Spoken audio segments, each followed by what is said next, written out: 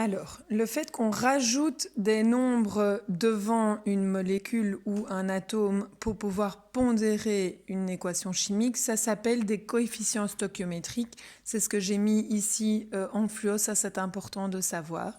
Et donc on vous dit un coefficient stoichiométrique est un chiffre précédant une formule moléculaire ou un symbole atomique. Il indique le nombre de molécules ou d'atomes qu'il faut prendre en compte dans une équation pour la pondérer. Quand il est égal à 1, il ne s'écrit pas. Ça, c'est comme l'indice qui ne s'écrit pas non plus. Mais attention, l'indice, c'est bien le petit 2 qu'on a ici. Et le coefficient, c'est bien un nombre que l'on va mettre ici devant à chaque fois. D'accord ? Alors, dans l'autre exemple, en bas de votre page 86, je vais vous le montrer ici. Désolée, je chipote un petit peu au niveau de la vidéo. Donc voilà, on a de l'acide chlorhydrique que l'on fait réagir avec du magnésium. Ça nous donne du chlorure de magnésium et ça nous donne un dégagement gazeux du dihydrogène. J'ai bien une réaction chimique, d'accord ?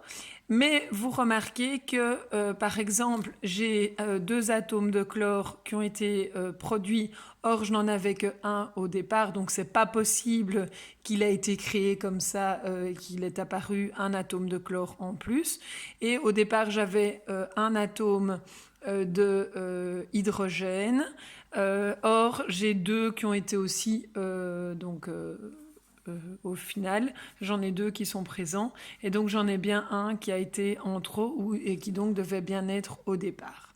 Alors ce que moi je conseille, c'est de faire une ligne comme ça juste en dessous de la flèche et on va d'abord commencer par la partie métaux, non métaux et ensuite le H. Vous reprenez tous les atomes.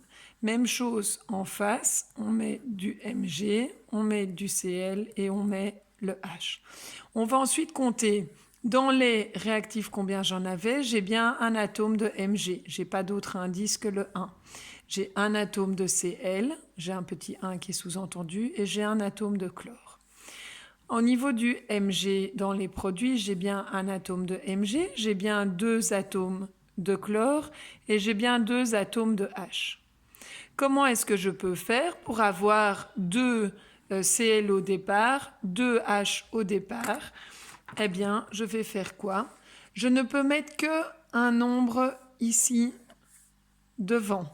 Je ne peux pas transformer ma molécule autrement. Donc, pour pouvoir avoir 2 Cl et 2 H, je fais quoi? Je mets un 2 ici devant. Et donc, je n'ai plus un seul atome de Cl, mais j'ai bien 2 atomes de Cl et 2 atomes de H. Le 2, on l'a déjà vu quand on a vu les lectures moléculaires, on multiplie. D'accord ?